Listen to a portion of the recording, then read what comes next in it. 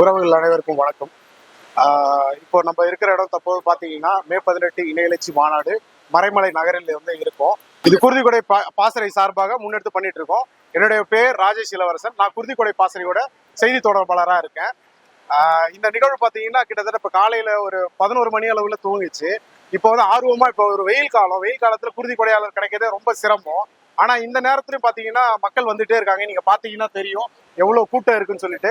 இங்க பாத்தீங்கன்னா அரசு மருத்துவமனையில இருந்து வந்திருக்காங்க, ஒரு தனியார் அமைப்புல இருந்து வந்திருக்காங்க, குருதி கொடுக்க தான் வந்திருக்காங்க. இப்ப இந்த நேரத்துலயும் பாத்தீங்கன்னா நிகழ்வு வந்து 4 மணிக்கு தான். இப்ப பொதுவா அரசியல் நிகழ்வுல பாத்தீங்கன்னா ஒரு தலைவர் பேசுறதுக்கு ஒரு 2 மணி நேரத்துக்கு முன்னாடி தான் மத்தவங்க பேசுவாங்க. அதுக்கப்புறம் தான் கூட்டமே வரும் அந்த தலைவர் பேசும்போது. இப்ப பாத்தீங்கன்னா 4 மணிக்கு மேலதான் வந்து நிகழ்வு தொடங்குது. ஆனா காலை 10 மணில இருந்து சாரையா மக்கள் வர ஆரம்பிச்சிட்டாங்க. வந்த மக்கள் யாரோ சும்மா வந்துட்டு யாரோ ரீல்ஸ் போட்டுட்டு அந்த மாதிரி பண்ணல. வந்து எதுக்காக குருதி கொடுக்க வந்திருக்காங்கன்னா மே 18 இணைய எழுச்சி, இந்த இணைய எழுச்சிக்காக கொடுக்க வந்திருக்காங்க. எங்க மக்கள் வந்து எங்க இனம் வெற்றிக்காக குருதி சிந்தி உயிர் தியாகம் செஞ்சிருக்காங்க. அந்த நினைவை ஏந்தி ஒவ்வொரு முறையும் குருதி கொடுக்குறாங்க. ஆனா இந்த நாள் வந்து எங்களுக்கான ஒரு புத்துணர்ச்சியான நாள். எங்க இனம் விழுந்தது சொன்ன இடத்துல விழல, நாங்க எழுந்திருக்கோம், அதை ஒவ்வொரு தடவை நிரூபிச்சுட்டு இருக்கோம் அப்படின்றதுக்கான ஒரு நாளாதான் இந்த நாளை நாங்க அணுகிறோம். அதனால பேரெழுச்சியை நாங்க கொடுத்துட்டு இருக்கோம். இப்ப நம்ம குருதிக்கொடை பாதையில கிட்டத்தட்ட 4 லட்சம் அலகுகள் மேல கொடுத்துருக்கோம். குருதிக்கொடை பாசறை பாத்தீங்கன்னா வெறும் ஒரு மாவட்டம் அப்படிலாம் கிடையாது. தமிழ்நாடு முழுக்க இருக்கு. 234 சட்டமன்ற தொகுதியிலயும் இருக்கு, புதுச்சேரியில இருக்கு, கர்நாடகால வச்சிருக்கோம், அயலகத்துல வச்சிருக்கோம். எல்லா இடத்துலயும் அரசு விருது வாங்கியிருக்கு. கத்தார்லயும் நாங்க அங்க வச்சிருக்கோம். ஆனா கட்சி பேர் போட்டு இது பண்ண மாட்டோம். தனிப்பட்ட பொறுப்பாளர் நியமிச்சிருக்கோம். அவர் வந்து அதை நடத்தி அந்த சான்றிதழ் எங்களுக்கு அனுப்புவாரு. அது மாதிரி வருடம் தமிழக அரசு வந்து எங்களுக்கு சான்றிதழ் கொடுத்துருக்கு. எதுக்குன்னா தன்னார்வமா குருதி கொடை முகாம் அமைச்சு தந்திருக்கீங்க. ஏன்னா இப்ப இருக்க குருதி தட்டுப்பாடுல அரசு மட்டும் ஒரு அளவு கிடைக்கிறது கூட பெரிய விஷயம். ஆனா இங்க திரண்டு இருக்கும். எங்க கடைசியா பாத்தீங்கன்னா பிப்ரவரி 21 திருச்சியில மாநாடு போட்டோம். கிட்டத்தட்ட 600 அலகுகள் கொடையா கொடுத்தோம். 600 அலகுகள் எவ்வளவு உயிரை காப்பாத்திருக்கோம்னு பாருங்க. இப்பயே நாங்க நிக்கிறோம். அது தேர்தலுக்கு முன்னாடி நின்னோம். ஒருவேளை மக்களுக்கு தோணலாம் தேர்தல் நடக்குது அதனால ஒரு பேரழிச்சா வந்து கொடுத்தாங்க. தேர்தல் முடிஞ்சிருச்சு, தோல்விதான், ஆனாலும் நிக்கல.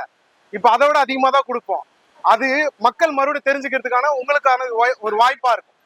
அதனால மக்கள் யாரா இருந்தாலும் இந்த மாநாட்டுல வந்து பங்கெடுத்துங்க. எல்லா மதமும் வரலாம், எல்லா இனமும் வரலாம். இது ஒரு இனத்துக்கானது கிடையாது. ஒரு வீழ்த்தப்பட்ட ஒரு இனம் அதோட விடுதலையை வந்து வேட்கையை அடையறதுக்கான ஒரு கொடை பாசறை வந்து பாத்தீங்கன்னா இப்போ கேட்கறவங்களுக்கு மட்டும் தான் கொடுப்பாங்கன்னா கிடையாது. நம்ம வந்து வெப்சைட் வச்சிருக்கோம். குருதிக்கொடை பாசறை வெப்சைட் இருக்கு, முகப்புத்தக கணக்கு இருக்கு, கீச்சு கணக்கு இருக்கு, எல்லாமே வச்சிருக்கோம். அதுல பாத்தீங்கன்னா உங்களுக்கு எண்ணு வந்து நாங்க கொடுத்துருக்கோம். நான் அது வந்து உங்களோட எண்ணு வந்து இந்த சேனல்ல கொடுக்குறேன். கீழே உங்களுக்கு கமெண்ட் பாக்ஸ்ல போடுவாங்க. அந்த எண்ணை வந்து நீங்க அழைச்சிங்கன்னா 24 மணி நேரம் குருதி கிடைக்கும். 365 நாள் கிடைக்கும். எத்தனை மணி நேரம் வேணா நீங்க அழைச்சிங்கனாலும் அழைச்சி பதில் சொல்லி உங்களுக்கான குருதியை வந்து நம்ம கொடுப்போம். இப்ப மே 18 இதே நிகழ்வு சென்ற வருடத்துல நம்ம நடத்தினோம். அப்ப கிட்டத்தட்ட 350 அலகுகள் கொடுத்தோம். அதாவது அன்னைக்கு வந்து பாத்தீங்கன்னா மழையே இருந்தது. மழை வந்து ஒரு 3 மணி நேரம் இருந்தது கோவை பகுதியில. அந்த மழையிலேயே வந்து குருதி கொடுத்தல இன்னும் காணொலிகள் எங்க கையில இருக்கு. கொற்ற மழையில வந்து அது ஒரு பேனரை பிடிச்சிட்டு தண்ணி ஊத்திக்கிட்டு இருக்கு. அப்ப கூட கொடுத்துருக்காங்க. அந்த அளவுக்கு வந்து அப்ப கொடுத்தோம். அதுக்கப்புறம் திருச்சியில ஒரு 600 அலகு கொடுத்துருக்கோம். இப்போ குறைஞ்சபட்சம் ஒரு 1000 அலகுகள் எதிர்பார்க்கிறோம். இப்போ இந்த முகாம்ல பொதுவா பாத்தீங்கன்னா மற்ற நாட்கள குருதி கொடுக்க அதிகமா வருவாங்க. ஆனா அந்த கோடை காலத்துல குருதி கொடுக்கறது மட்டும் பெரிய விஷயம். ஒண்ணு உடல் அசௌகரியமா இருக்கும், நோய்கள் அந்த இது வரும், சில பேர் வெளியே வர மாட்டாங்க, வெயிலின் தாக்கம் அதிகமா இருக்கும், நிறைய சிக்கல்கள் இருக்கு. அப்போ வந்து இந்த மருத்துவமனையில அரசு மருத்துவமனை என்னதான் இது பண்ணாலுமே அவங்களாலே குருதி வந்து இது பண்ண முடியாது. இப்ப அவங்க ஏன் நம்மள கூப்பிட்டோன்னு வந்து நிக்கிறாங்க? நமக்கான அந்த உணர்வா கொடுக்குற மக்கள் இருக்காங்க. அதனால அதை நம்பி வந்து நிக்கிறாங்க. அதனால அந்த கோடை காலத்துல 10 யூனிட் கிடைச்சாலே பெரிய விஷயம் தான். ஆனா நம்ம 1000 அலகு திட்டமிட்டிருக்கோம்னா கிட்டத்தட்ட 3000 பேர் உயிரை காப்பாற்ற போறோம்னு அர்த்தம்.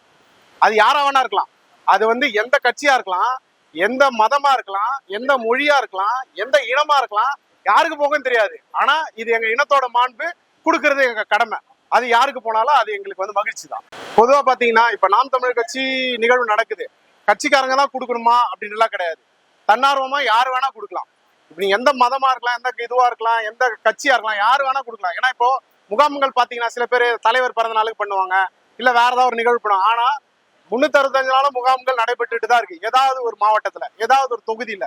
ஏன்னா வந்து மருத்துவமனைகள் அவங்க வந்து கேட்கும் போது இது பண்றோம். அதுல எல்லா மதத்தினரும் வந்துதான் கொடுக்குறாங்க. நாங்க கூப்பிட்டவங்க மட்டும் கூடாமலும் வந்து கொடுக்குறாங்க. எனக்கு கொடுக்கணும், உங்ககிட்ட கொடுத்தா அது சரியா போய் சேரும்ன்ற நம்பிக்கை எங்களுக்கு இருக்கு. சரியான இடத்துக்கு போறோன்ற நம்பிக்கை இருக்கு. உங்ககிட்ட கொடுத்தா அது வியாபாரமா ஆகாது, அது மக்கள் பணியா தான் போகுன்ற நம்பிக்கை இருக்கு. அதனால எல்லா மக்களும் வரலாம், துணிஞ்சு வரலாம். கட்சி தானே, நாம் தமிழ் கட்சி நம்ம ஏன் கொடுக்கணும் அப்படிலாம் நினைக்காதீங்க. நீங்க கொடுக்குற ரத்தம் வந்து ஒரு உயிரை காப்பாத்த போகுது. ஒரு உயிரை காப்பாத்துற கடமை உங்க கையில இருக்கு. நீங்க எப்ப நினைச்சாலும் காப்பாத்தலாம். இப்போ இந்த முகாம் பாத்தீங்கன்னா ஏதோ ஒரு அரசியல் காரணங்களுக்காக நடக்குதான்னு நினைச்சீங்கன்னா கிடையவே கிடையாது. இது அரசியலுக்கான இதுவே கிடையாது. அரசியல்ன்றது வேற, அது வேற. இது மக்கள் பணி தான், மக்களுக்கான சேவை. நாம் தமிழர் கட்சின்றது முழுக்க முழுக்க ஒரு மக்களுக்கான தேவையை வந்து பூர்த்தி பண்ற ஒரு சேவை தான். இதுல பல அணிகள் வந்து அண்ணன் உருவாக்கியிருக்காரு, பாசறைகளா உருவாக்கியிருக்காரு. சுற்றுச்சூழலுக்காக ஒரு அணி உருவாக்கியிருக்காரு. இப்போ ரத்த தட்டுப்பாடால் நிறைய உயிர்கள் இழக்கக்கூடாது குருதிக்கொடை பாசறை வச்சிருக்காங்க. மருத்துவ பாசறை இருக்கு, கைவிட்டு ஊழல் ஒழிப்பு பாசறை இருக்கு. இது மாதிரி பல பாசறைகள் இருக்கு. எதுக்காக இதுன்னா, நம்ம தேர்தல் வெற்றி தோல்வின்றது நம்ம செய்யற அந்த களப்பணியிலேயோ அது ஒரு பக்கம் இருக்கட்டும். இது எப்படி இருந்தாலும் இங்க இருக்க உயிர்கள், இந்த மக்கள் வந்து நம்ம மக்கள். இவங்க வாக்களிச்சாலும் வாக்களிக்கலனாலும் இவங்க உயிர் வந்து நம்மளுக்கு முக்கியம். அவங்க உயிரை வந்து நம்ம உணர்வை மதிக்கலனாலும் அவங்க உயிரை வந்து நம்ம மதிக்கிறோம்.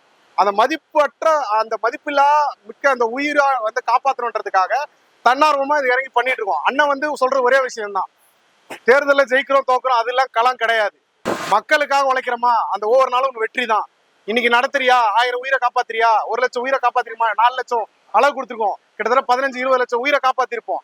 அதுதான் உன்னோட வெற்றியை தவிர நீ தேர்தலை நோக்கி பயணப்படணுமா அது மக்கள் கொடுப்பான். அது உங்க கையில முடிவு இல்லை. நீ உன் கடமையை செய், பலன் மக்கள் கிட்ட இருந்து வரும். நீ செஞ்சுட்டே இரு. இப்போ ஒரு மரம் வைக்கிறோம், ஒரு சின்ன செடியா வைக்கிறோம், தண்ணி கொஞ்ச நாள் ஊத்துறோம், நம்ம எதிர்பார்க்கிறோம் இது பெருசா வளரணும், இந்த கனி வரணும், நான் சாப்பிடணும்னு நினைக்கிறோம். ஆனா அது கொஞ்சம் தான் வளருது, உடனே வந்து இது வளராதுப்பா அப்படின்னு விட்டுட்டு போயிட்டா அவ்வளவுதான், அது கனி கொடுக்காது.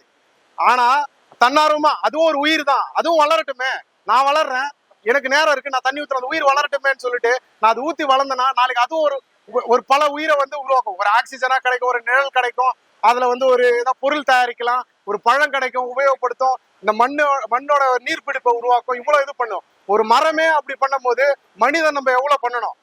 அதனால இந்த தன்னார்வமா வர இதுவே எல்லாருமே புரிஞ்சுக்கிங்க. இது கட்சி கிடையாது, இது மக்களுக்கான ஒரு சேவை. இதை தாண்டிதான் தேர்தல். இது தேர்தலில் என்ன நடந்தாலும் இந்த பணி நிக்காது. இது எங்களுக்கு முன்னத்தியர் எங்களுக்கு கொடுத்த பணி. இப்போ நான் பண்ணிட்டு இருக்கேன், இதுக்கடுத்து என் மகனுக்கு கொடுப்பேன், அதுக்கப்புறம் அவன் மகன் இருப்பான்.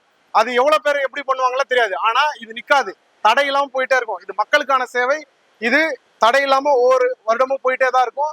இது எங்கேயுமே நிக்கிறதுக்கான வாய்ப்பே கிடையாது. அதுக்கான ஒரு அடித்தளமா உருவாக்கி நாங்க சிறப்பா செயல்பட்டு போயிட்டு இருக்கோம்.